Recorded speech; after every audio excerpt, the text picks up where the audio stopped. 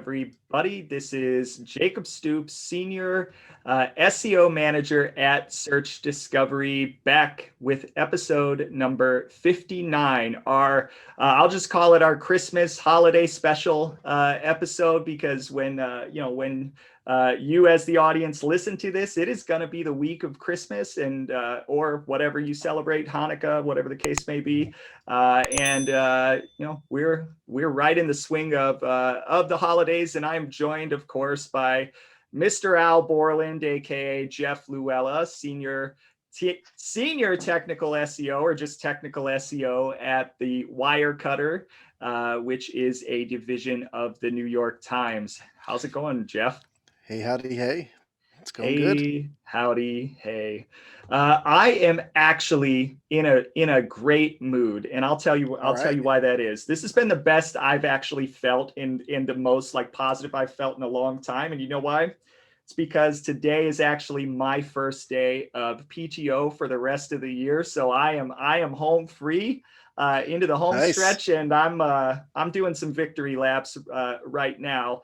But here in a minute, we're gonna talk about maybe why I shouldn't be doing victory laps. And one of those reasons is because Jeff has brought it to my attention that his daughter is crushing us in terms of number of YouTube subscribers. Yeah, more than double. Or no, about double. So yes. So Jeff's daughter, for those that, and obviously we haven't talked about it. So Jeff's daughter is 10 years old, right? Yes. And she has how many? I think she's around 68. The last time I looked. So she is learning animation, and she has this dragon character that she animates. The animations average about 3 seconds. But somehow she has 200 of them up there, and she's crushing it. Wow. Yeah. And, what's your, because I want to speak directly to your daughter. What's your daughter's first name? Reagan. Reagan. We're coming after you. Okay. We're coming strong with 35 subscribers. We've been adding one per day, which is we've got no subscribers. And you know why? Because we always forget. And my kids would, quite honestly, they would make a lot of fun of me, because they're very conditioned to the YouTube and YouTube Kids. It's basically what they watch all the time, and they are very conditioned. They say it all the time as they're watching videos: subscribe, hit the notifications to watch our videos. So we always forget to say that. We're saying that now. We would love to have more than 35 subscribers. Now, that doesn't mean that other people want to be seeing more of our beautiful faces, but I don't care. If you can help us increase the level of subscribership, we're asking for your help. We're in a dogfight here with Jeff's daughter, and we need all the help we can get. Yeah. Get us over that. Get us over 68 at least. The podcast part does all right. It's the YouTube part that's... Well, it's I don't think it's no one listens. Right. We just started the YouTube channel this year. So. Well, yeah, we did. So that's that. And I do want to, before we bring on our guest, who is a super, super awesome guest, I do want to talk about how I know that despite the fact that we've only got 35 subscribers, we've made it.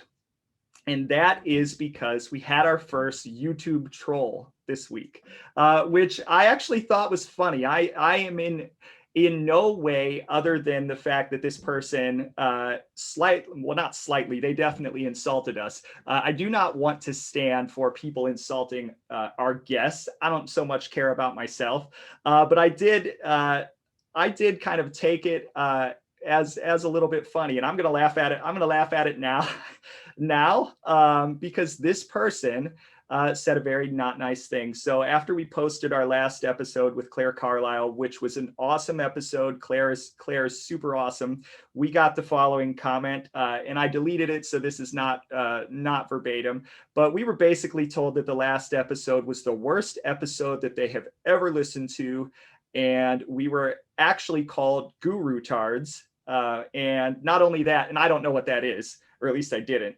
And they made the very kind suggestion that we go look it up on Urban Dictionary, which I did. Once I did, I figured out, oh, that's not very nice. And I politely, maybe not so politely, responded to this person, asked them how their podcast is going. oh, right, they probably don't have a podcast.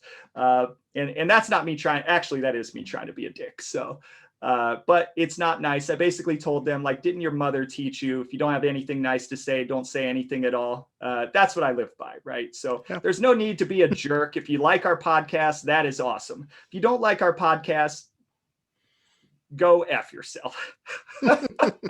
We don't claim to be gurus, right? In fact, make it well known, we don't know everything. And so if you're coming to this podcast expecting, a Brian Dean or a Neil Patel or Tim Sulo, and all of those people do, except maybe Neil, do great things. That's not us. I never claimed to be the and the whole insult was that, we're trying to make money off of things that we don't know much about, but I think it's kind of the opposite. Let me tell you, like, we've been giving away stuff, and we're operating literally on a budget of zero. So like, we're not making any money. This is completely a passion project. So anyways. I think you got us wrong there. And we've been doing this for a long time, so I think we wouldn't have positions if we didn't, if we weren't have some knowledge in the industry itself. So I'm not still gonna call myself a guru ever. Yeah. Anyways, all right. So let's bring on our guest, who has been patiently waiting for us to have this conversation in the background. So our guest this week is Mr. Luke Carthy. Luke, welcome. Hey, gentlemen. Thank you so much for having me on. Oh yeah, we are very excited. And I honestly, as we were planning this podcast, I actually wish, because holiday is such a great time to be talking e-commerce, which we're definitely going to talk about today. And I was thinking about this episode, and it dawned on me that, like, the time to make holiday optimizations has long since passed in terms of having impact for holidays. And I was like, man, we should have just had Luke on like 3 months ago or 4 months ago, when most companies actually start like executing on their holiday strategy. So bad on me. So what we're going to talk about today, besides Luke's background, of course, his company is, of course, we're going to talk about e-commerce, but we're also going to talk about what happens after holiday, right? So that is definitely as important as, not as important, but can be as important as kind of what happens during, so that you can preserve. Got all those gift cards. Yeah. Gift cards. So we are going to talk a little bit about that. And we've got some great Twitter questions. Just like last week, a lot of really great submissions. And by the way, we are giving away our biggest prize yet, which is a Page 2 podcast hoodie. It won't get to you by Christmas, so sorry about that, but you're going to get a hoodie nonetheless. And I can attest, the hoodies are really, really comfortable. Really comfortable. And by the way, repping the podcast here with a nice Page 2 podcast t-shirt. But Jeff, you've got to show your t-shirt, because it's really freaking funny. Making it rain. Really funny. And then some of that money.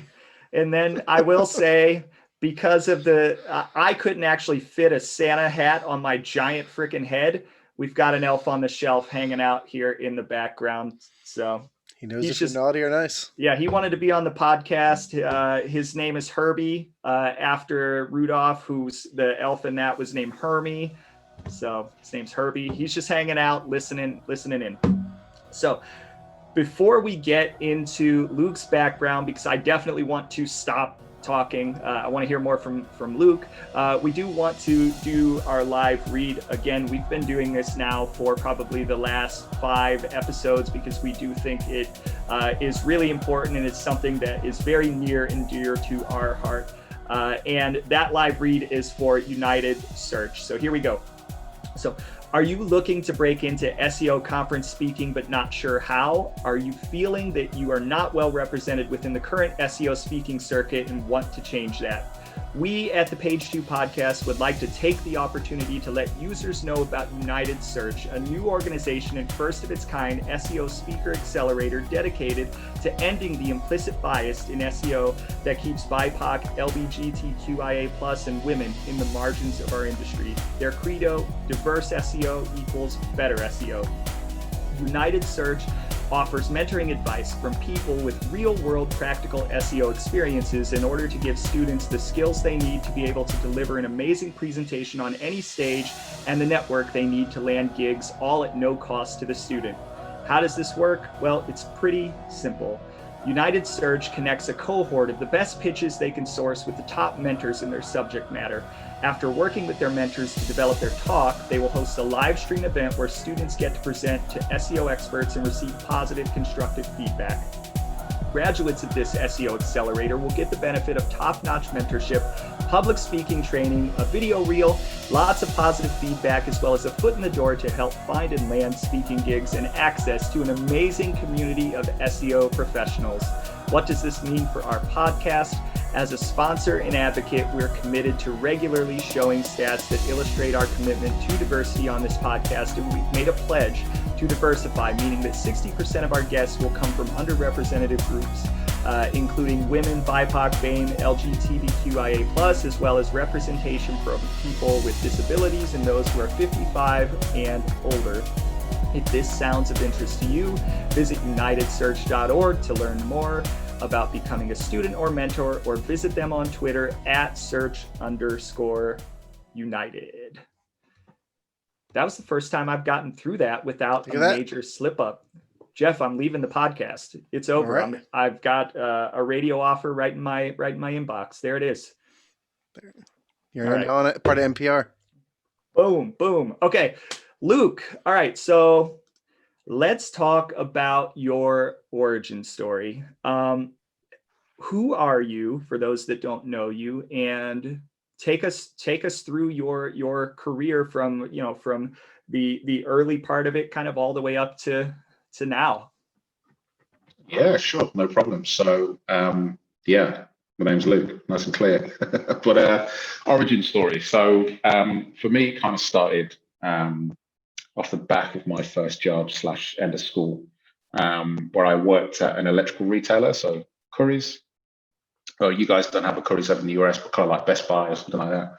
And to kind of show my age right now, I was working there at the age where the big CRT cathode ray tube TVs at like 40, 50 kilos a piece were just transitioning out, and the whole plasma and LCD war was just kicking off. So there was this huge technology change, this switch from SD to HD, Sky HD had just broken out, and all that kind of stuff. So I found a huge opportunity in the world of HDMI cables. So those things were like gold, right? You remember back in the days where like a 1 meter HDMI cable was like $100, and everyone was trying to say the 24 karat gold, triple gold plated, all of that good stuff. So I thought, you know what? Yeah. There's a lot of markup in these, because we had the sales reports. We always used to be told to sell the Belkin top of the line 24K HDMI cable at $150 or whatever. So anyway, long story short, went to Alibaba, started doing some research, found a supplier, and just got into selling components and peripherals and HD stuff on eBay. And that was, for me, my first taste of e-commerce, getting that buzz, that kick when you sell something, and that whole, kind of, that's where really for me it started. So about 17 then, and it just kind of, that was probably where everything started to snowball, because I'm selling stuff and I want to understand why, what are people searching for? How do I optimize my listings? I was experimenting with free delivery versus, $3 cheaper, £3 cheaper with charge delivery, different images, different copy, using something called Terapeak, which doesn't exist anymore, but it was like the OG keyword research tool for eBay back then. And I think Terapeak got bought officially by eBay, and they've kind of absorbed it into this platform suite. But that was where optimization, enhancement, looking at competitors, buying paid space, and sponsoring my own ads, all that kind of stuff really kind of came from, and it just grew from there. So a year on, I've sold about £150,000 worth of HDMI cables, and I thought, right, this is what I want to do. This is what I want to focus on. And I think it was just kind of getting your hands dirty, and getting a flavor and a taste for what e-commerce is really about. That's what did it for me. And once you kind of you got that taste, kind of, how did you progress in in your career, right? Obviously, Yeah. now you're kind of out, out on your own as a consultant, but where did you go after that? Did you have any, experience in agency life, or have you kind of just always been, out on your own? Yeah. So I think when you're at that kind of age, where you kind of got to take a path where you go to higher education through college or university or whatever. For me, the academic route wasn't for me. I tried it. It didn't really work out too good for me. And I knew that I had the experience. I had the credentials, been able to sell stuff. So for me, that was kind of like my CV. So I ended up applying for a job at a marketing agency, small agency with about 5 or 6 people. And then really got to kind of hone my technical skills, work on SEO, work on account management, the sales process, how much you should charge, the tenders and everything else, all that kind of good stuff. And that was my real kind of foot in the door, that all important first proper job, if you like, to get that experience. Because we all know how it is out there. First job, it's kind of like you've got to have experience. But how do you get experience if no one's going to give you the job, right? So for me to get that, it was kind of getting my hands dirty with eBay and kind of saying, hey, look, okay. So I haven't worked in SEO before. I haven't worked in with SEO tools before, but hey, I can turn over money because I can show you how I did it. I can talk you through my passion and what I believe in and what I love. So that for me was what got me the job, I believe. And then it just snowballed. I just kind of grew and advanced beyond that. I moved to different brands like Caterpillar, into pharmaceutical. And then before you know it, you blink and you're kind of, you fast forward to now. But really, I think, for anyone that's listening, that's kind of thinking about jumping into SEO or jumping into their passion, get your hands dirty. We live in a world now where you can literally set up an e-commerce store with next to nothing. Like within a 60-day free trial of Shopify, you could be selling online. So just play around, pick up some tools, get a free or cheap server from HostGator or something like that. Pick up a Wix site, just start messing around with code, break stuff, build stuff, learn quick. Because that's what recruiters, that's what people are looking for. Doesn't mean that academia is not important. I don't want to come across as someone who's like anti-education. But as we already know, when someone's looking for someone or hiring, it's always that kind of determination, that curiosity, that ability to kind of get stuff done rather than the academia. Obviously, the academia helps, but you've got to really kind of live and breathe that environment. Yeah, it's interesting. We talk a lot about the traditional education path and how for traditional marketing it works, right? And in our conversation, the example I like to give in comparison to other professions versus SEO is like when you get out of high school, right? You're expected in a lot of places to move on to go work or go to college, right? There's really 2 places to go. And a lot of times, like those 2 things, you either go to work and you're in the workforce forever, or you go to college so that you can prepare for your adult job, right? And you go to college, and let's say you go to college to be a dentist, you come out and you're a damn dentist. In fact, I was just interviewing somebody yesterday. By the way, if you want to work for Search Discovery, we do have an SEO role open. Anyways, we were talking a little bit about that, where you go to college for marketing and you come out and it's not like other jobs in SEO. There's no school that just teaches you SEO. And it's not to say that there's not utility in learning general marketing. There absolutely is. And those people in some respects come out more well prepared to think holistically. But, if they come out and they're given an SEO job, my experience has been more often than not, they're just not quite ready to be on the front lines quickly in the SEO space, which is weird. And we always talk about like almost nobody intends to get into SEO. It's more like you fell into it from some other place. And honestly, that's why we do the podcast, because I find those origin stories fascinating. Yeah.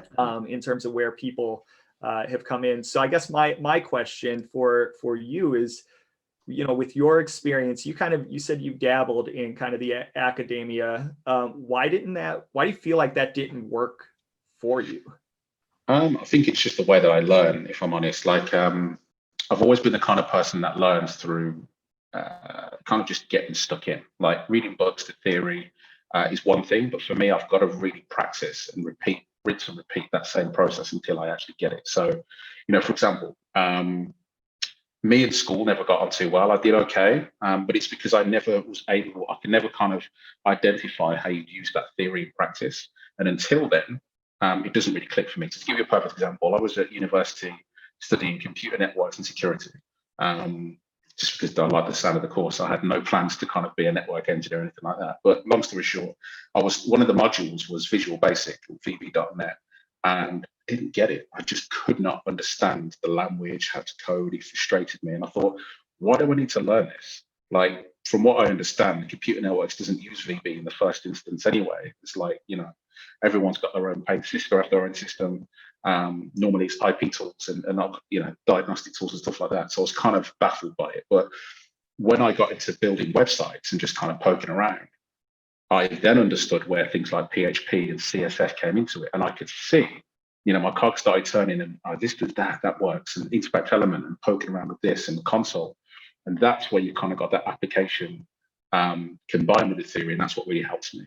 So like you said earlier, no one really kind of says, I want to be an SEO, unless maybe someone read an inspirational book. But normally it kind of starts with you have a problem or you're in a particular challenge, and then SEO can help you fix it. So in my case on eBay, it was kind of like, right, I'm selling stuff. How are people getting to my listing? How can I get more people to see my listing or buy more of my product? And that was for me when I realized that SEO is a thing, but it was because I wanted to solve a problem, not because I wanted to become an SEO. And that, I think, is kind of fed my other passions of conversion optimization, analytics and insights and all that sort of good stuff. But that's personally how I learn, is kind of like reverse engineering a situation. Someone gave me a book with that context, I'm not going to soak it in. But if you kind of give me a problem and I have to find ways of solving that problem, then I'm much more likely to retain that information because I've got context, right? Absolutely. And Jeff, I guess I feel like you and Luke come from very similar backgrounds. You both worked at technology stores. So were you ever selling those HDMI cables? I did. So I did work for Best Buy. Awesome. And we were non-commissioned, but there was a big push to sell all those accessories. And I was maybe a little bit earlier before you. So HDMI wasn't out. We had parallel cables for printers, and you had a special printer cable, you had a special, and then of course you always had the gold plated ones, which were 10 times the amount, and also had to sell those warranties.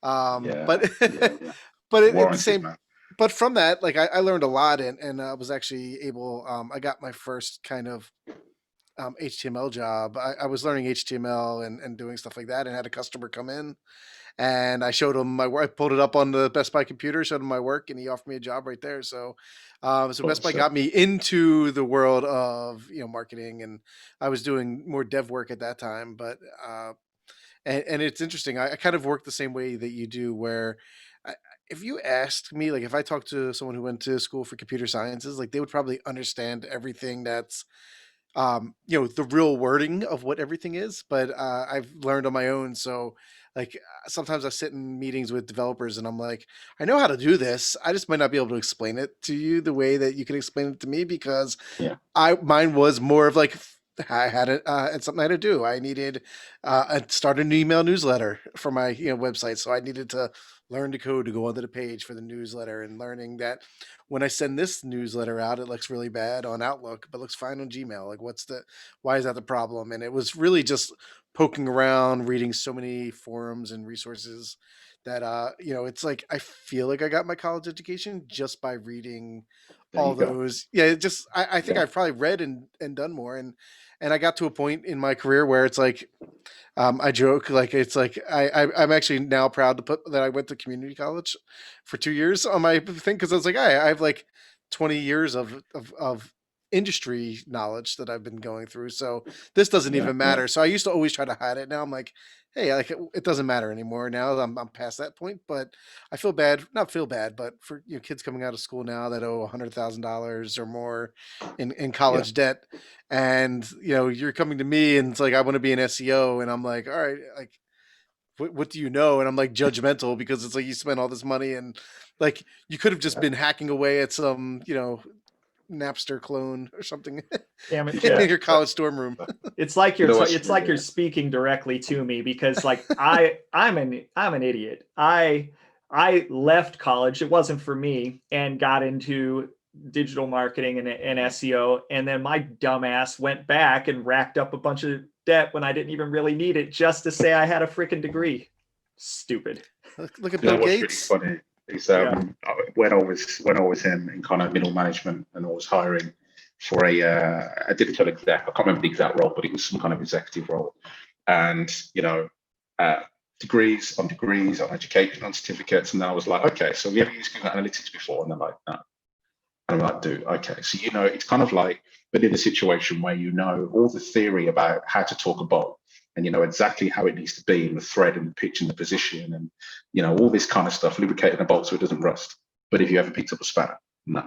So it was exactly the same. You had the degree, but as soon as I said, have you used this? Have you ever done any strategy work? Have you ever used really basic, fundamental tools in the world of digital marketing? The answer was no. And I was kind of thinking, hold on, you've not necessarily wasted, that's definitely the wrong word, but you've kind of spent 5 years in education and you haven't got any experience with some of the fundamental tools. I don't think that's an issue with the students, and I don't think it's fair to kind of judge the students for that, but I genuinely think that the lecturers and the modules and the work needs to be written by someone like us, right? The people who are holding the tools, who are making things work, who are dealing with the clients. These people need to write what goes in the courses in the exams, because anyone can talk about marketing, but it's the physical application, the tools, the costs, the requirements, how to sell, account management, keyword tracking, all of that good stuff. And then even beyond SEO directly, right? All of this stuff is missing. You can have all the brilliant knowledge and smarts about algorithms and how to build this. And as you said earlier, Jeff, data science, but have you ever used GA? Have you ever used Data Studio? Have you ever used Power BI? Have you used SQL? No. Yeah. It's There was a time like on the news they would make fun of like, oh, it's just some kid in his parents' basement that's like putting out this news or doing things like that. But it changed the way the world worked. Like those kids in their mom's basement. Now those kids run freaking Google and Facebook, No, right? I agreed. Or if not, they're the ones making a lot of money off of it, right? Because it's Right. you're not just down there. I mean, again, a lot of kids are down there playing video games, right? But the ones that are, that started podcasts and started like all like blogging and all that stuff, like they were working hard and figuring out the algorithms, and maybe they didn't have the education in it, and you just thought they were down there goofing off. But next thing you know, they're like Ian Howell or these people that are just like amazing at what they do. And I it's kind of interesting looking back at it because it's everyone who made fun of them. It's like a lot of those are off TV now, and like no one watches TV or doesn't watch those channels. And those people they made fun of are the ones that are now running the industries, which I applaud. It sounds like we're hitting on an untapped potential business idea for taking SEO into traditional colleges and helping them reconstruct their courses. Let's just quit what we're doing and start a business. You know what? That's Let's really start actually that quite business. funny because I'll mention it, but there's an actual course I'm literally putting out early next year, early January, which is in the world of e-commerce. It's actually an entire comprehensive training course with myself and an agency. But yeah, Twitter, I'll be sharing it and stuff like that. Yeah. But yeah, personally, I think, and I'm not just saying this because it's my course, but this kind of stuff you find on Gumroad, this really kind of detailed and succinct courses and things are so much more powerful and feature packed than any degree you'd spend 3 years on. And I know if there's any teachers or anyone in education that kind of like screaming at their machines right now, then prove me wrong. Like reach out and tell me I'm wrong, because I'd love to share content, courses, modules that is mainstream or is available at university, but I can properly recommend because we need it. And actually shout out to the guys over at Rise at 7 who have, anyone in the UK who's listening, who have teamed up with an apprentice, a paid apprentice with Sheffield Hallam University, I think it is. And it's a very structured course that Rise at 7 have built where you get paid to learn data science in a way that an agency would use it. We need to see more of this, right? Theories and practice. But yeah, we've kind of we've blown the whole education thing apart. We haven't even spoke about e-commerce yet, but yeah. Yeah. So as you guys, I think we're kind of going through, there are kind of two underlying points that I think are really, really important, and one overarching point. So you hit on curiosity and passion. Which if you're coming up in SEO, those are critical, and you almost can't teach it, right? I've seen plenty of people that come into this industry that are very content with just having a job, but then there are the other people where it is not just a job for them, and this is for me how it is, and it makes me really happy that I genuinely like my job and I'm very passionate about it, and it's not like working at a job. So I think, as you're coming up and you're getting into SEO, I think having a healthy level of curiosity, very important, and finding your passion. And if it's not SEO, not SEO, that's totally fine. If it's not SEO as a whole and maybe just a specific aspect of SEO, find it, because that is going to really, really help you progress in your career and not feel like this is just a job, because it's one of the best jobs, in my opinion. It's one of the best jobs you can have. I mean, we get to screw around with websites all day and get paid for it. Like, what's better than that?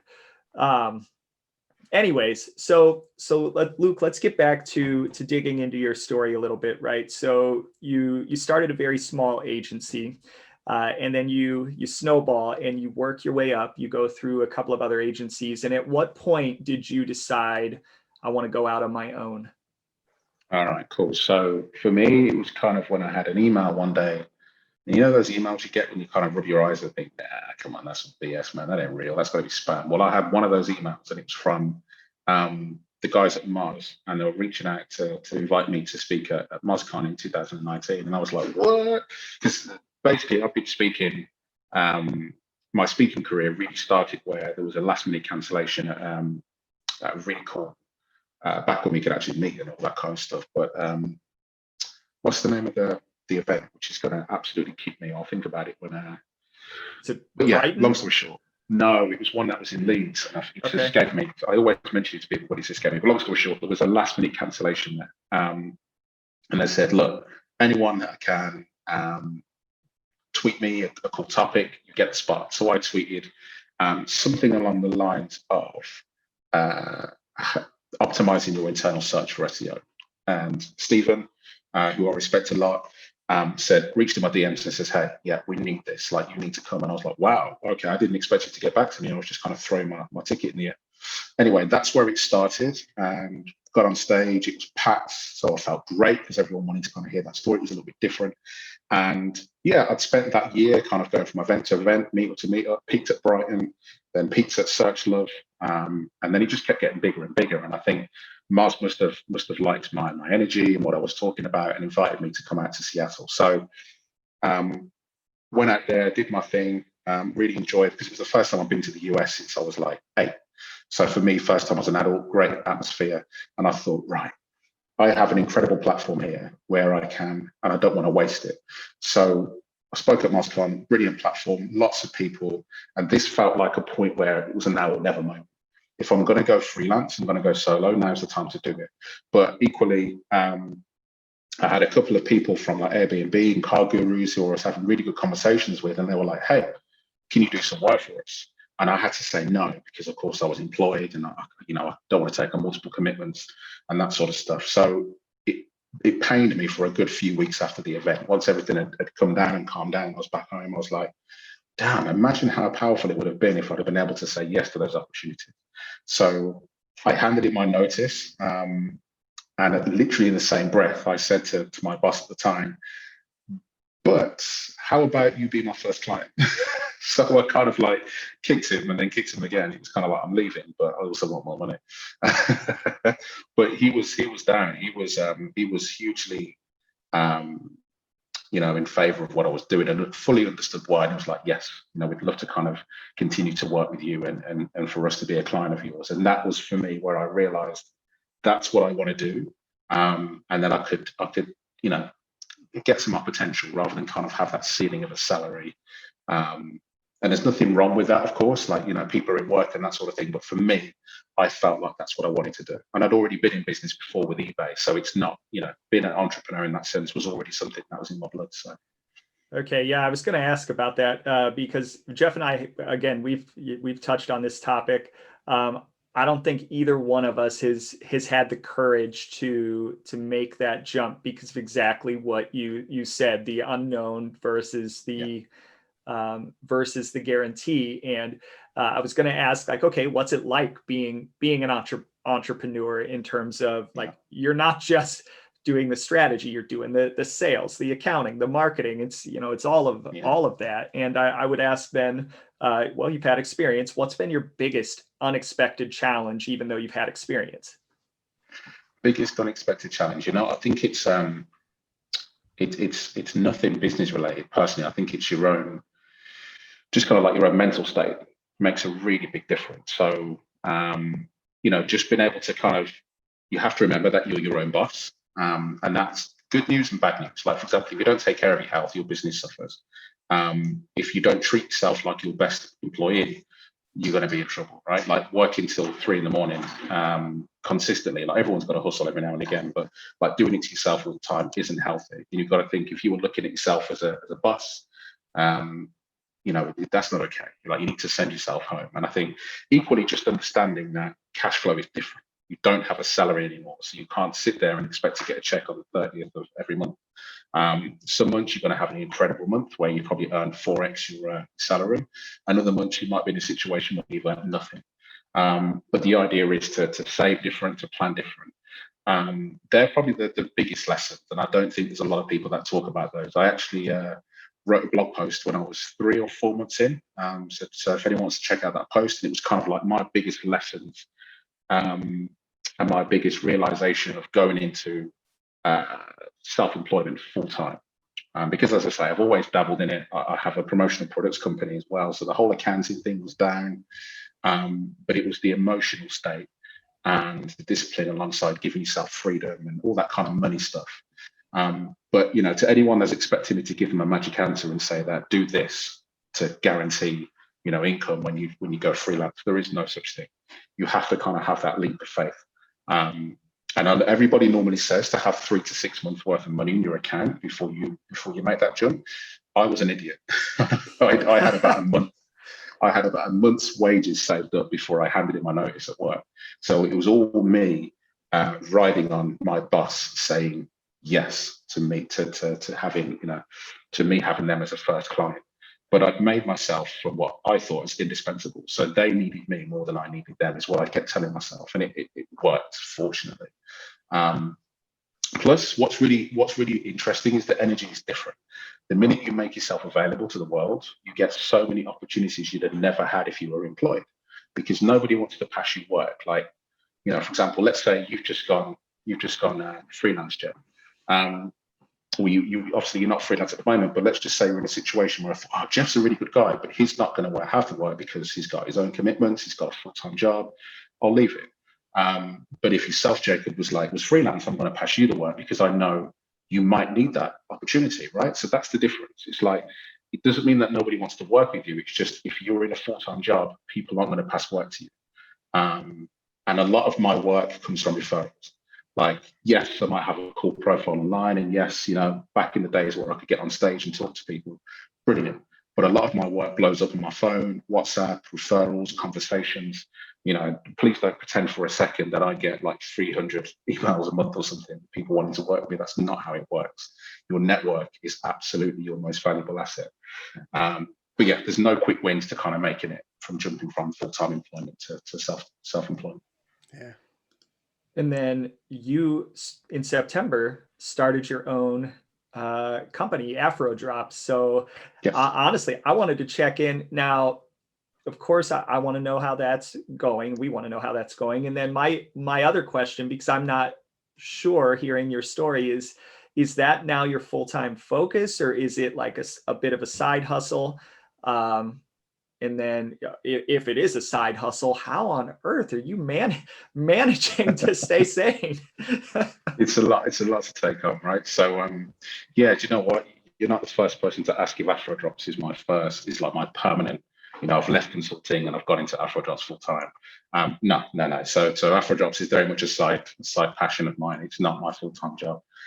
It's basically a client, if you like it. It's that, I spend some time each week looking at it. But in terms of how I do it, I'm not going to try and pretend I'm super organized. I'm not going to try and pretend I have every 15 minutes of my life planned in my calendar, because that's not how I roll. But you just find the time. Like, you always make the time. It's just, if you break down your day into how much time you spend watching TV, I'm guilty of it. I'm not going to try and pretend I'm not. You can find the time. And if it's stuff that you want to find time for, you'll find it. Plus, because I do my own thing, then I make my own calendar. I don't have to, besides my clients. And even then, the clients that I have, it's my decision to have them or not. I suppose when you're employed, it's a little bit different, because you have to be available to the employer, 9 to 5, Monday to Friday. Well, for me, if I want to take 2 weeks off and focus on something, I can. So that kind of mindset of being able to give up a day of week to focus on Afrodrops and build it up and so on. But equally, I'm not going to try and pretend that I did this on my own. I've leveraged my network. I've built a network over the years. I have a great person who does my paid search for me. I have someone who does content. I have a graphic designer that designed the brand for me. I've had a lot of help in deciding on products. I've called in favors. This is not purely all done by me. But yeah, I think it's just, I've also not put any pressure on myself to make it a huge success straight away, because it's just a passion project. I haven't got any stakeholders or shareholders to keep happy. I haven't committed any deadlines to anyone. So this can go as slow or as fast as I feel it needs to. And it's really nice. It's really nice, because it means it's natural. Yeah, it's a side hustle that seems to be doing quite well at the moment. So for those people that maybe aren't familiar, or they haven't seen you, haven't seen your company, what does your company do? Yeah, so it kind of goes back to that thing we spoke about at the beginning. It's a problem that I identified and I wanted to fix. So obviously, as a black guy myself, Afro hair, there is a lack of access to Afro hair care in supermarkets and on the high street.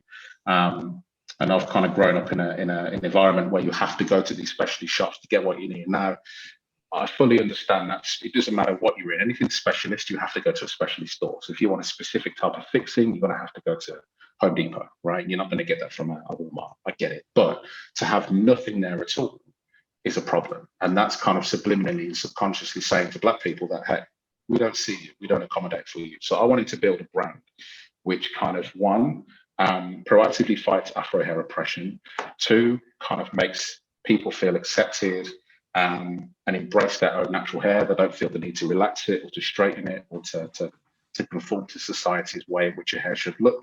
And three, provide an e-commerce platform where people can buy their products online at a reasonable price. But I haven't built this business to make money. This is a passion project that if it makes money, great. But I haven't built this with $1 million or 1,000% growth year on year. This is purely let's try something. Let's put my heart on my sleeve. Let's announce the e-commerce consultants building an e-commerce business. Everyone's watching. And if it doesn't work, I'll have to answer for myself and deal with it. But you don't get anywhere by not taking risks. And I think I've learned everything that I've done. I've put everything into this that I can. It's self-funded. I had a really successful first year of consulting. So I thought, let's reinvest some of that rather than give it to the taxman and put it in a new business. And yeah, wearing my heart on my sleeve and trying something new, doing something I believe in, but it's purely around Afro and natural hair care. So, I guess coming from where we're coming from as two middle-aged white guys who have never had that experience whatsoever with respect to issues finding hair care products, one of my questions is like, okay, some of us don't even have hair. Exactly. Well, Jeff's hair didn't leave; it just migrated down his face. Um, you know what? I don't even know how to begin to think about what it's like. You know, of course, I walk into the supermarket and you've got 95% of the hair care products are just, I guess, the regular, what I deem as the regular stuff. And over here, you've got this little section, which I've seen it called like ethnic hair products. I don't even know if that's like a good name for it, but that's what I've seen it called. And it never, honestly, it's just not a part of anything that I've experienced. So outside of what you described as feeling marginalized, like when you have to go to a specialty provider, which sounds like a giant pain in the ass in and of itself, like, are you also, because it's a specialty provider, having to pay more money? Yeah, for sure. That's Like insane. it's anything that's specialist. You know how it goes, right? It doesn't have to be hair. It could be even like what we've got on now, our cans and earphones and stuff like that. The minute you go, tell you what, the best example of this is like the wedding industry, right? You get a regular, card invitation to something like an event or a birthday party. Cool. The minute you slap wedding on it, it's like 3x the price just because it's got the word wedding in it. And it's the same with Afro hair care in that sense. But there's this whole argument of, well, if it's not in supermarkets, there must not be a demand for it.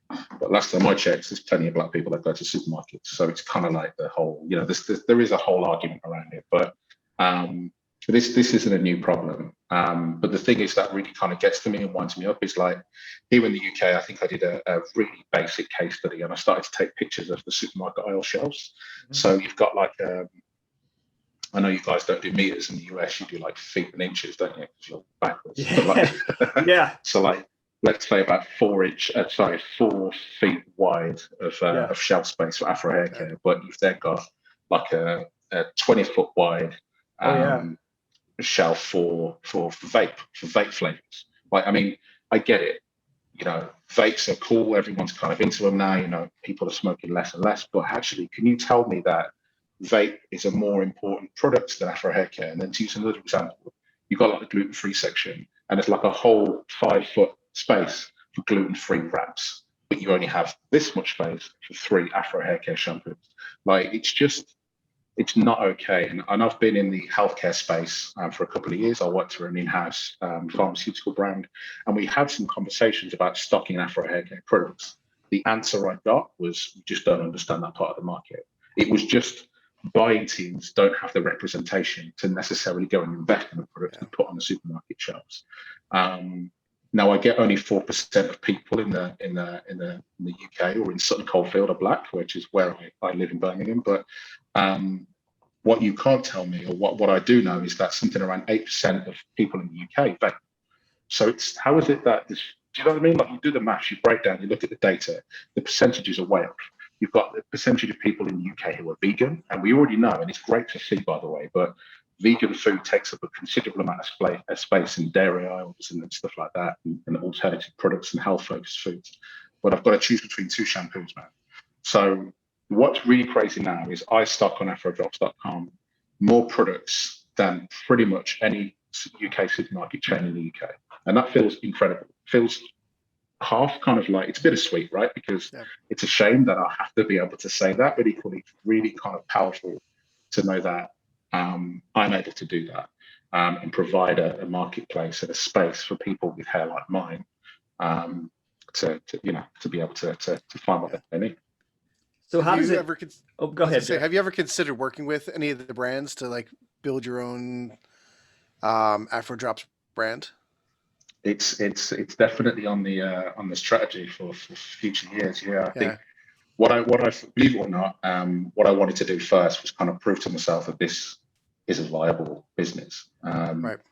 And when I say viable business, I don't mean something that's going to be churning out 6-7 figures a year. I just mean something that I can buy some products and people want to buy it. So it's doing well. There is demand. I'm getting sales in, although they're still kind of small. It's really nice to see that things are selling out and I'm having to replace stock, which is a really cool feeling. And I'd love to say in a year or two that I can absolutely start looking at my own line of products. But it's not a no, but it's I'd love to. But then you've got to think about the whole you know how it is, right? The research, the positioning in the market, and then you launch a product and it fails a test and you've got to go back to the drawing board. No, And I I actually agree. just want Brexit out of the way before I start touching any of that heat. True. But yeah, for sure. One day. So in doing a little bit of sleuthing on the website, I saw a GIF that looks like you walking into a store and looking at the shelf. Now, was that you looking at the shelf and seeing your own product, or looking at the shelf and not seeing your product? Yeah, it's one of those videos. It's really interesting because I asked a bunch of people. So I'm part of a group of friends. Some people in the professional space have said, look, watch the video and tell me what you think. What's really quite interesting is you have to be not a victim, but you have to have experienced what I'm talking about to understand what that video means. So I've spoken to a good friend of mine who, white middle-aged guy, has watched the video and gone, I don't, no offense, dude, but I don't see the problem. Yeah, and then I've shown, say, like, my friends and I've shown like family, of course, with black hair and that sort of thing, and they've kind of gone, yeah, straight away, even like 10 seconds into the video, they're like, yeah, and that's really quite interesting. But what that video is designed to do is show people that when you look at the shelves, if you try to find one product that is Afrocentric there, like put your hand up, and the funny thing is you can't. I can't remember if it's actually made it to that video, but if you look at all the hair dye, because of course you normally have a model, great hair, and that particular color of hair dye, not a single hair dye on the shelf had a woman of color. And I was like, that for me is what kind of hit it home. And it's not just about black people, right? Like you can have natural hair, you can have Afro or textured hair and not be black. It's not just about black people. I've got this whole play, I've got friends, but genuinely there's people in my family, there's people who are friends, I've got mixed race children myself, and equally there's people with long European hair that is equally interesting in texture. So why are we not embracing this? This isn't just about only black people can buy this product. In fact, every single one of the products that I sell on my website can be used for multiple hair types. There's only, and this is what I mean. It's kind of like the more data you look at, the more it points to a race play, the more it points to Afro hair oppression.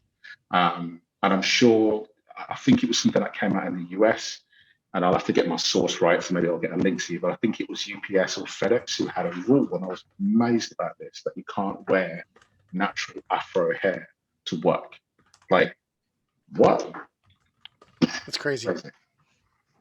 Yeah, crazy. And I will say, I came into that question totally intending to ask a different question, and it makes so much sense now based on what you said. And I will say, you're right about different ethnicities having that type of hair texture. My father-in-law, very, very Italian, had an afro in the 70s, and his hair is super, super textured.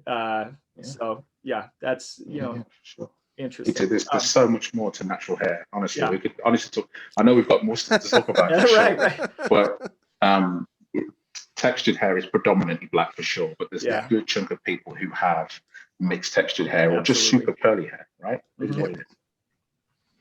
Well, let's move into the core topics. Jeff, take it away. Yeah, so I mean, it's great. We're talking about e-commerce, right, and talking about like products and things like that we, are stocking on our virtual shelves, I guess it is. But and we're in the holiday season right now, so it's a little late to talk about holiday e-commerce right now. But I think some of the good ideas would be actually that post-holiday e-commerce. So I guess there's a couple aspects that we have here. Is one, it's tons of gift cards are going to be given out during the holidays. So, how are we going to, optimize for those post-holiday terms, I guess, to be able to still gather and get people into our shops. So, in post-holiday SEO, what are some of the important things that we need to be thinking about? Yeah, so, I work with companies big and small, and I see the same thing happen every single year. And a lot of it is just kind of like, right, Christmas is over, let's decompress and just do what we've always done.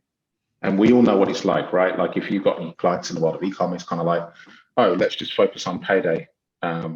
payday campaigns, right? Let's just do, the end of the month's coming up. No one's got any money in January. Let's do a January sale. And there's nothing wrong with that. But it becomes a problem when you don't start to look at the data. You don't start to find opportunities. So I'll give you a perfect example. I don't think you guys have a Holland and Barrett over in the US, but it's kind of like maybe like a GMC, like a healthcare, vitamins, all that kind of stuff, right? Now, if we rewind to March of 2020, I know, horrible. COVID was just kind of this thing in the speck of our rearview mirror. But a lot of people at that particular point were going to retailers and searching for coronavirus and searching for COVID-19. Holland and Barrett, one of the biggest brands in the world of healthcare and vitamins and that supplements, that kind of space, no results found because it was a brand new term. My point here is this year, more than any year, has told us to expect the unexpected. So my point here is decompressing Christmas. It's been a very extraordinary year in the world of e-commerce. What did people search for? What did people want to buy when we ran out of stock? What did people assume that we sold? What kind of queries were people looking for? So I have a client right now in the world of contraception, really, really niche, I know, but there's a lot of queries of people searching for contraception in lockdown. But how do you deal with that? That's a problem that someone out there can solve. So, but if you just kind of decompress and think, oh, Christmas is over, talk about Christmas, how your Christmas holiday was, get a coffee at the water cooler or whatever, and then just crack on with what you've always done, you're missing out, man. So like, look at the data, see what happened, and spend January proper immersing yourself in trends to follow up, whether it's next peak or next quarter, or even to implement right now, Yeah, and it's interesting. Like with a lot of my clients, and rightfully so. And this isn't just this year, right? This year has been a complete shit show and aberration. But in previous years, this particular aspect of e-commerce really, really still holds true. Is that everybody focuses on what it takes to get to the finish line, which is Black Friday, Cyber Monday, the close of shipping, right? When the point where you get to where you can't meet the shipping deadline before Christmas, that's when everybody's like, all right, we're done. There's no more work to do, right? Yeah.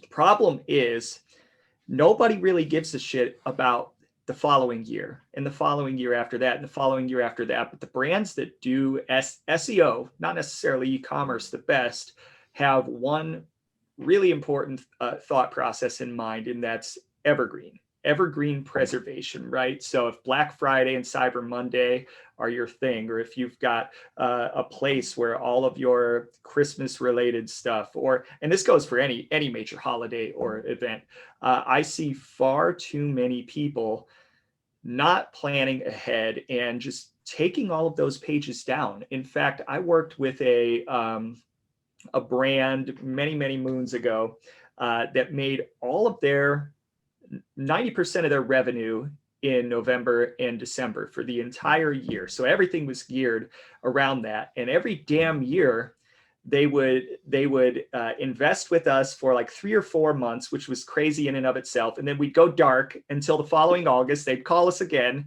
3 or 4 months. And every year in that little dark period, they would delete all of the work that we have done. Okay, we're done with the season, delete it. We don't need it anymore. And every damn year we'd have to build it from scratch again. And I'm here to say, like, hey, if you've got a Black Friday page, if you've got a Cyber Monday page, if you've got a Christmas page, or if you've got content strategy around that, it's okay to let that page live.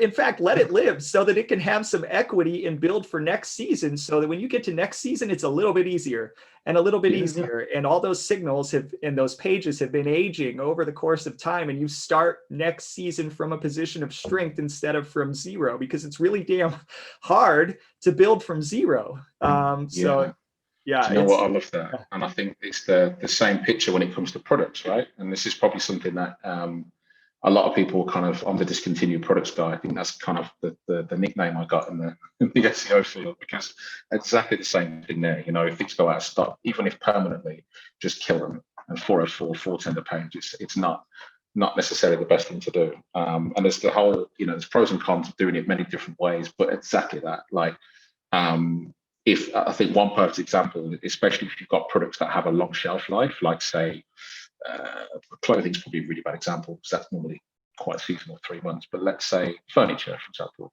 A sideboard is a sideboard, and if you go to like an oak furniture store, they've probably been selling that same thing for a couple of years at least. To then just have that equity, all of the PR, all of the reviews it's got, all of the write-ups that people have done for it, and then you switch it off and then just let it die. It's like, wow, what's wrong with you, man? And then you're wondering why the new replacement doesn't sell. It's because it's killed it, right? But that's one specific example. If you're an e-commerce store that has maybe tens of thousands of products and you're doing that a couple hundred times every season, it's painful. It's painful. The great thing is for us as SEOs, it's kind of like quick wins, right? We see all these broken 404s, we see all those opportunities, and we spend 3 months writing tickets and working with product teams, and hey, we look great, but we fix people's mistakes. But it's honestly the most powerful stuff in the world as SEO is the stuff that's just common sense. You just think about things from a customer perspective first, and then reverse engineer it backwards. But yeah, we could talk about lost content and killing stuff, and then just big topic. Yeah, in the I work for a product review section for the New York Times Wirecutter, and we're like a huge affiliate style site. But we have a ton of content, and we see, like, of course, the holidays, Black Friday, things like that are big days for us. But this is my first time working with like an editorial staff of like 70 people or whatever they have, and it's like we have editorial calendars set up, every day. I mean, January 1st is, new content, all this new content's coming out. So we do focus a ton after, and we kind of have some of our own made up holidays that we're coming up with, things like certain types of weeks, like sleep week is something that's coming up where it's like, we're just going to be focusing on sleeping products. Like we all sleep, well, supposed to sleep 8 hours a day, but it's like, a third of your life you're laying down in a bed. So it's like, it's a great topic to go through, and it's like something we're doing in between holiday times, right? So, we there's other holidays that are on the calendar that aren't necessarily on the calendar that are things that we're kind of focusing on to kind of fill some of those voids to get more traffic coming in. Exactly. So, go ahead, Jeff. Oh, no, you go ahead. I was going to ask you, Luke, what do you see as the biggest problem facing, and maybe it's changed during COVID, e-commerce websites, and in terms of their SEO strategy? I think the rise of Shopify has caused, it's like they've solved a great problem by allowing people to get online really easily. Like it's probably more difficult now to apply for a passport than it is to get an online shop, which is fantastic. But in the rise of that, it's kind of meant people just assume that SEO is something that's done out of the box. It's kind of like a plugin led, install a plugin in, boom, it's all done. But I think the biggest problem with the rise of COVID is actually not digital at all. It's everything that happens behind the scenes. It's customer service, it's supply chain. It's been able to deal with that kind of scale. And I've seen so many businesses that, myself included as a customer of a business, where I've been promised something's going to be delivered before Christmas, and I know for a fact it's not going to be. Basically, companies over-promising and under-delivering. And I think some of that is due to fear, because they need the money, because if it doesn't come in, they're going to have to shut the doors, because pre-pandemic was crazy. And equally, just unprecedented, I hate that word, but it's the best word for it. Growth of, wow. Like I have a client, well, they're not a client, but hopefully there will be next year, but they're in the world of puzzles, and we had a really good conversation. They were in a situation whereby halfway through the year, they'd already hit their targets for 2020 as a total year. So they're kind of in a situation like, what do we do now? Like, do we turn off things? Do we discontinue products or whatever? But they kind of just rode the wave and made it work. But it doesn't work like that for all companies. I think what this basically says is you need automation. You need to be able to build in processes that make things easier. And this is all the stuff that goes behind the storefront. The storefront is now so easy, as we said, like Shopify, eBay, WooCommerce, so easy. And that used to be probably one of the hardest parts to sort out if you rewind pre-Shopify days and pre-WooCommerce days. Well, now the challenging part is distribution, logistics, as I said, customer service, dispatch, comms. And it's that bit that's coming unstuck, the stuff that goes on behind the website. Yeah, we also had a client that hit their revenue because of the demand, because everybody's at home and their product just happened to align with that. And it's not just e-commerce. It's if there were some industries that were crushed and there were other industries that are made for just being at home that made their revenue in like April because of the demand, and in some cases couldn't even keep up with it because of the supply chain issues. But outside of that, what, because sometimes e-commerce is only as good as the platform it's on and the capabilities of the platform. So which platforms, I would say, do you like and which do you not like as much? Okay. All right. So I'm going to try my best to not sound like I'm on the fence with this, because this is an important question. Right. This is like a Coca-Cola or Pepsi kind of deal, right? So for me, WooCommerce is my CMS of choice. And I get there's going to be people who are like, WordPress, dude, what's wrong with this? Security issues, yada, yada, yada. It's slow. But look, it's a free platform. It's up to you as a user, as a web dev, to make that thing robust and fast. It's not going to be fast out the box, right? Just like anything, if someone gave you a bag of bolts and says, going to build me an engine, it's not going to be great out of the box. You've got to go and finesse it, tweak it, right? So I really love WooCommerce for its flexibility. I love it for its community. You can set URLs as you want rather than just / collections. Yeah, speaking to you, Shopify. You know how it is. Like for me, WooCommerce is the one, and it's not just startup. There's a lot of brands that I know who are, multi-million pounds turnover. They deal with hundreds of thousands of transactions a year who are comfortably on WooCommerce. But you've got to think about the stack that it's on. It's probably not going to be on a HostGator shared host, right? It's going to be some dedicated Elastic kind of AWS global CDN thing, and that's perfect. It's wonderful.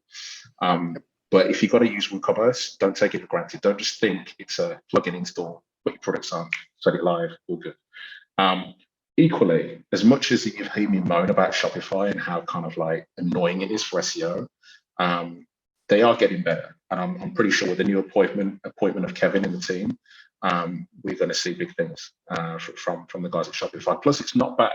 Let's not try and pretend that Shopify out of the box is terrible for SEO. It's not Wix, right? But there's just things that they could do better. So if it was me, if anyone's asking me, if they're telling me I've got 5 Gs or nothing to set up an e-commerce store, where would you start? I'm going to say WooCommerce or Shopify, depending upon what it is. If you've got the tech capacity either in your own skill set, or you've got friends and you've got budget for that, use WooCommerce. If you just want to click a few buttons and get something online and not have to worry about the technology, then use Shopify.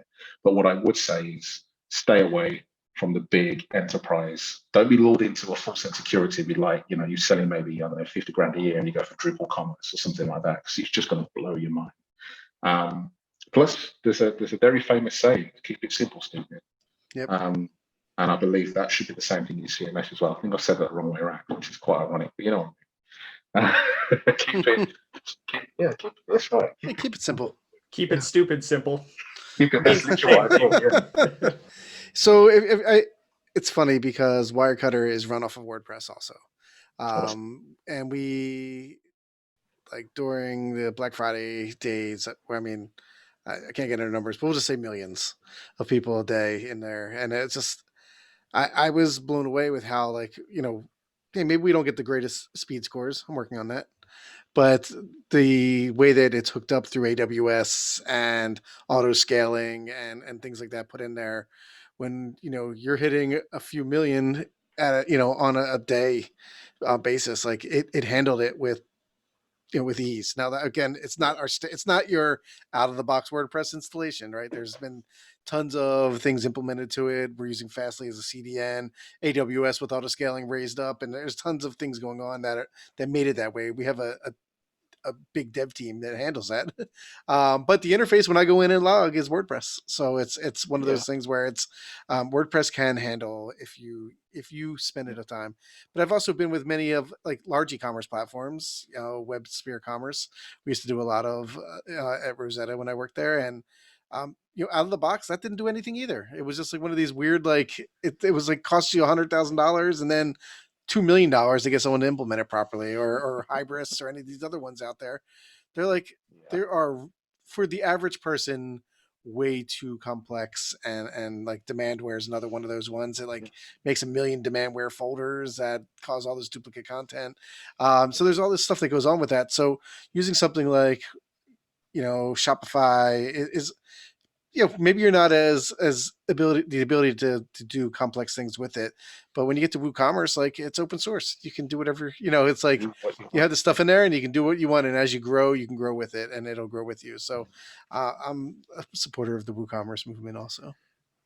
Awesome. Good to hear it. And one last thing on that is WordPress.com, WordPress.org, two of the world's biggest sites, built on, they're two different things, but they're also both built on WordPress. Yeah. But they're literally eating their own CMS. So if two of the world's biggest websites can be powered on their own CMS, then I think that's a pretty cool testament, right? Yep. But yes, as you said, it's open source. WooCommerce and WordPress are just software. What hardware you put them on is your choice. And if it's slow, it's probably not WordPress. It's probably something else that you haven't configured properly. But yeah, it gets a lot of stick. But it just needs a bit of TLC, Yeah. So before we jump into Twitter questions, we have a lot, and I want to be respectful of time.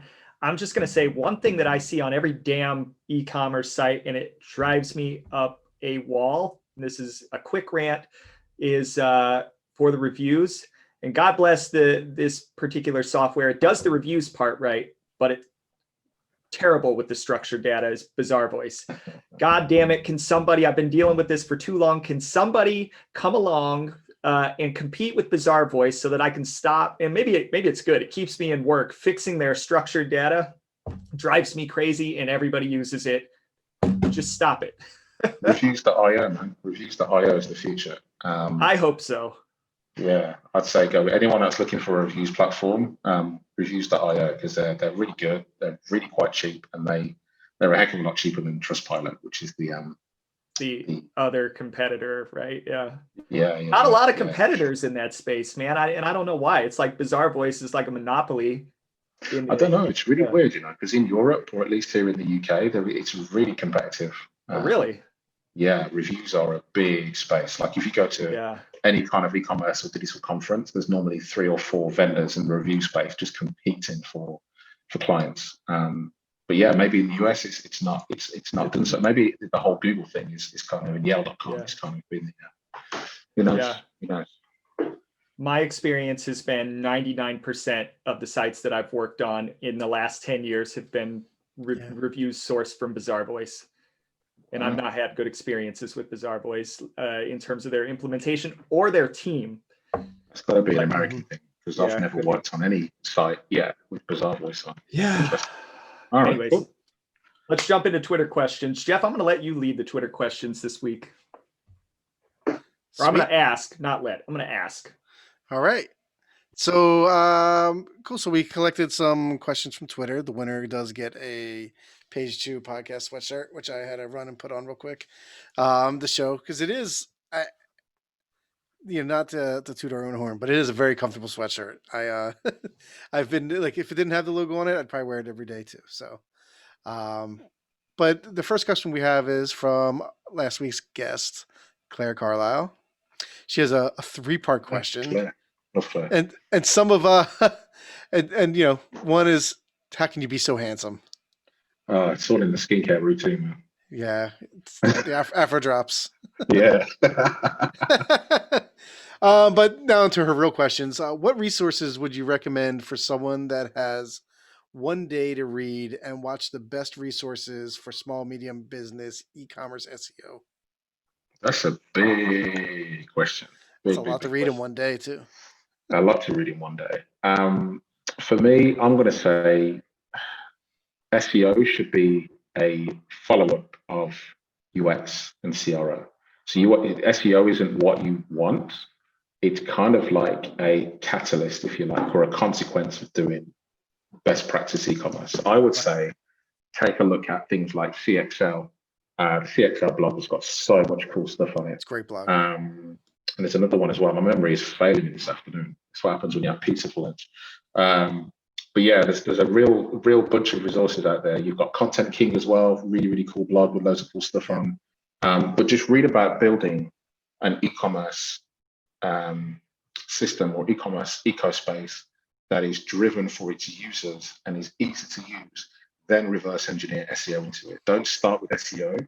And the reason why I say that is because if you speak with a pure play SEO, no offense to any SEOs out there, I am one at the end of the day, it's normally about how to build it to better, to kind of keep the bots and the search engine sweet.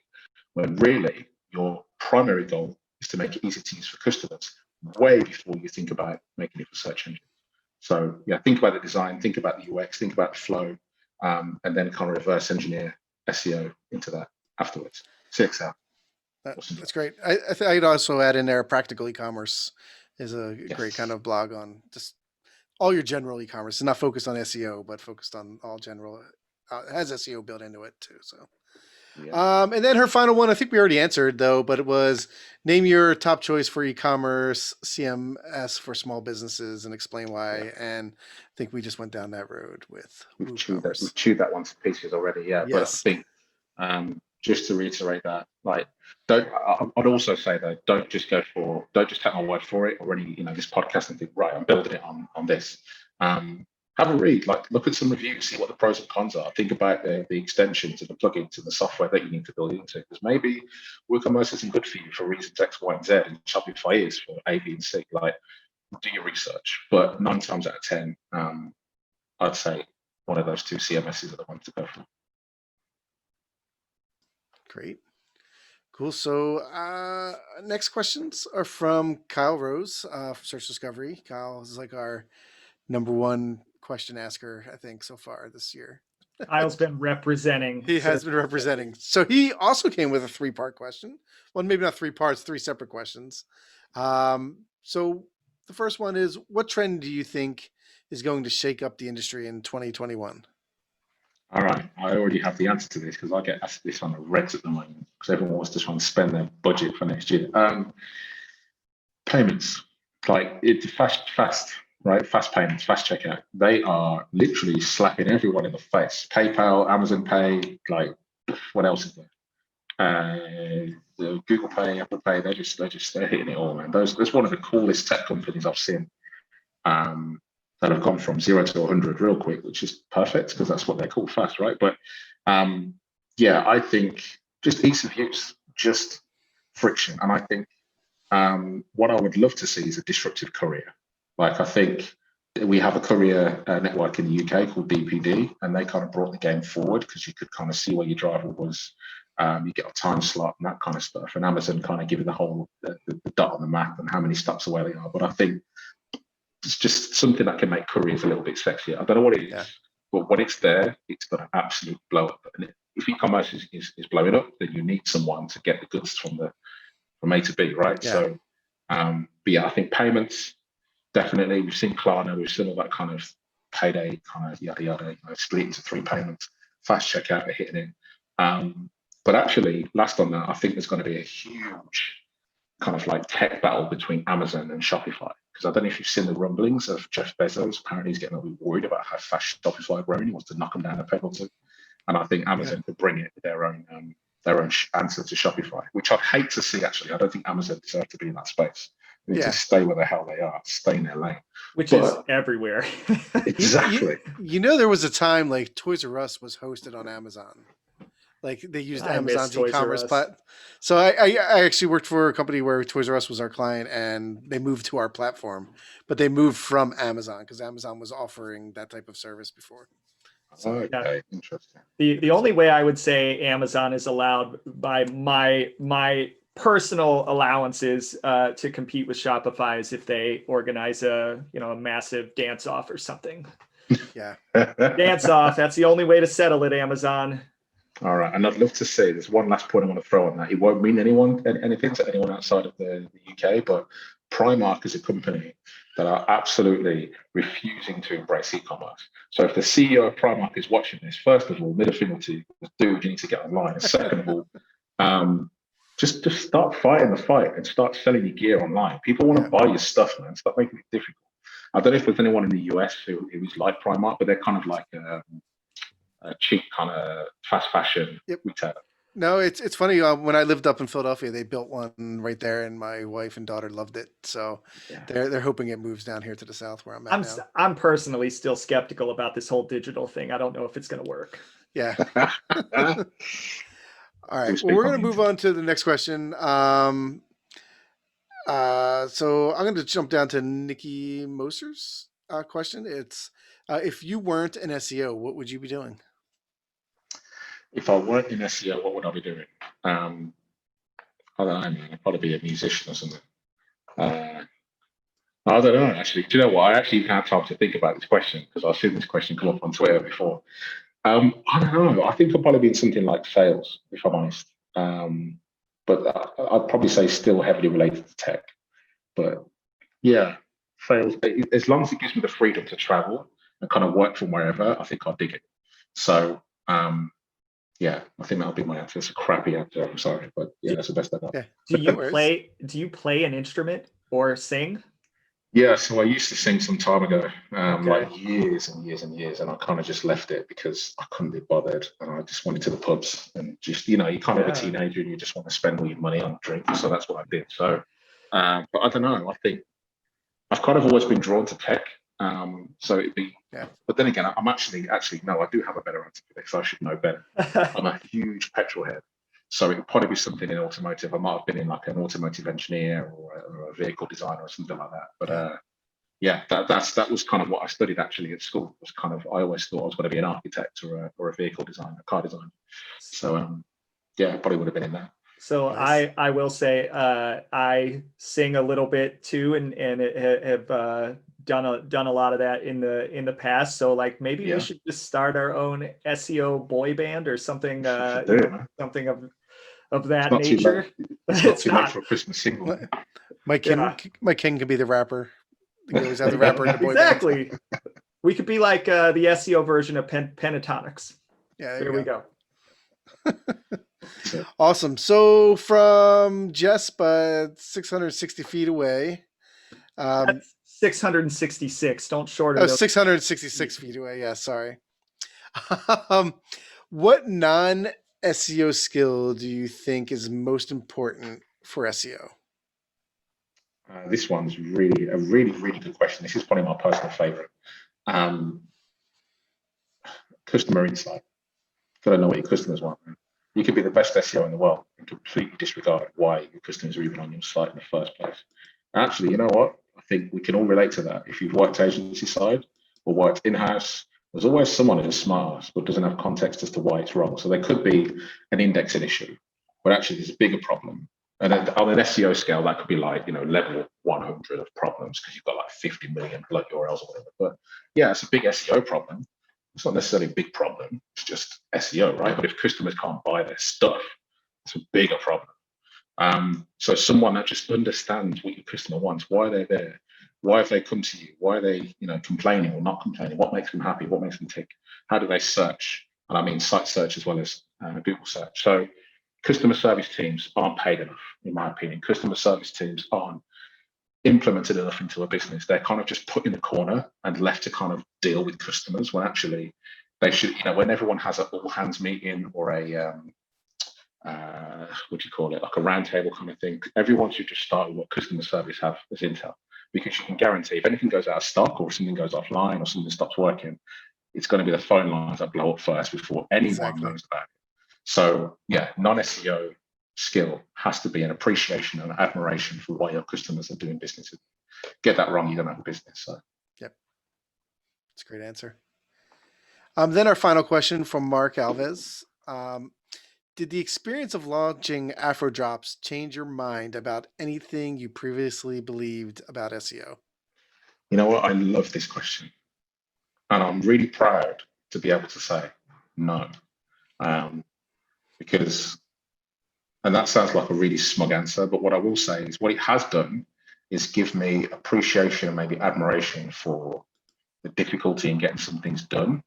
Yeah. Because normally it's just something that I give to, I write a ticket, I've got my e-commerce audit that I do for my clients and stuff.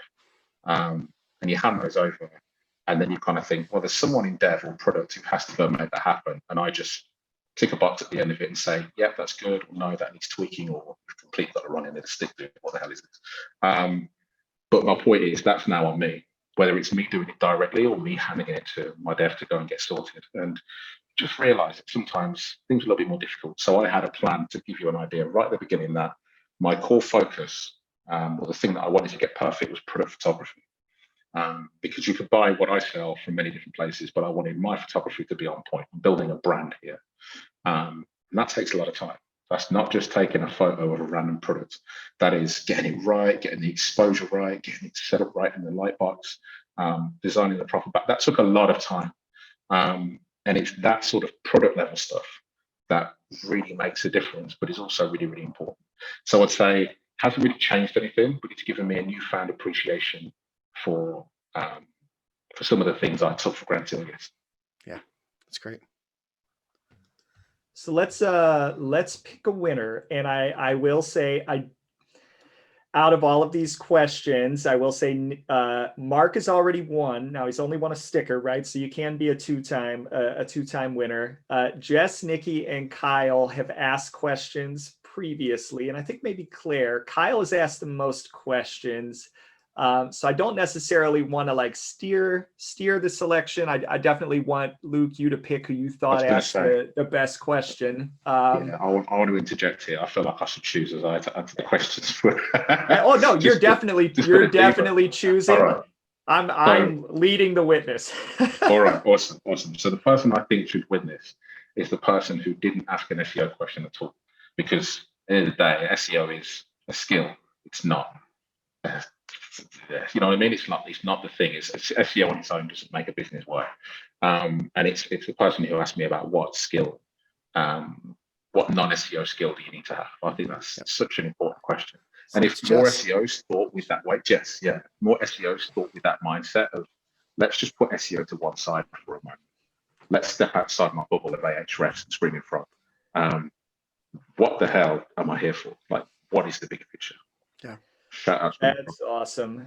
So Jess, but 666 feet away, you are the winner of an extra comfy Page 2 podcast hoodie, and we will be in contact with you. In fact, I'm going to reach out directly after our recording so I can make sure that you get your hoodie in a reasonable amount of time. But of course, as people who have listened know, we record a couple of days before, and then we release every Monday morning. So hopefully you will have this hoodie in the mail to you by the time you are listening. And so our last question before we sign off is an interesting one. And you kind of answered this a little bit way earlier in the episode, but we do still kind of want to touch on it in case there's other advice. But you're somebody that you're getting into SEO, let's say 2021, right? It's your first year. What advice would you give that person? Really, really good question. So if you're brand new, picking up tools for the first time, if you are moving from, say, one skill, say, let's say PR and that sort of thing, into SEO, then I would say you don't have anything unless you have data, and you don't have a business unless you can take information from that data. So for me, I would say you need to understand how to measure something first before you change something. So for me, I'd say start with Google Analytics, really kind of immerse yourself in Google Analytics 4, to be more specific, the kind of latest iteration of Google Analytics, which some people love, some people hate. Play around with Google Tag Manager if you can, go and put a stage inside if you can, break stuff, fix stuff, learn stuff. Simo Wahava is the legend in that space. But yeah, you've got to play with the Lego bricks before you can, before you can mess around with something bigger. But for me, a lot of people think about SEO from a technical perspective first. So maybe jump into a framework or a language, or maybe jump into Python, and they're all great. Like, don't let me take anything away from those. But in my opinion, you need to be able to measure and identify what you need to fix before you go away and fix it. Yep. So to be able to measure and properly extrapolate information from that data is a heck of a lot more important, because believe it or not, it's the soft skills, going back to Jess's question, it's the soft skills that are missing. Someone who can do tech SEO and physically fix a canonical tag is a relatively simple task. But to understand and identify that was a problem in the first place is where the real product owners and the problem finders are. And these guys are data fed. They have to go off data. So that would be me. Data. You can't improve what you can't measure. There you go. Yeah, Jeff nailed it with the sentence. Or it's like the old if a tree falls in the woods, doesn't make a sound. Okay, so Luke, where can people find you? All right, you can find me anywhere, man. Luke Carthy, pretty unique name. I think I share my name with a young kid in the UK somewhere. I think he's about 12. So you might become an SEO in like 10 years and then just completely dominate my name on the SERPs. But right now I have that to myself. So yeah, lukecarthy.com. Find me on Twitter, Mr. Luke Carthy, LinkedIn, usual places. My DMs are open. I'm a pretty approachable guy unless I'm eating. Don't touch me when I'm eating. So yeah, I don't share my food. But yeah, any questions you're around? Fine. Cool. Excellent. Thank you so much for joining us. We really appreciate it. You stayed a little bit over, and we do appreciate that. It was a great discussion. For our audience, this is going to be our last episode.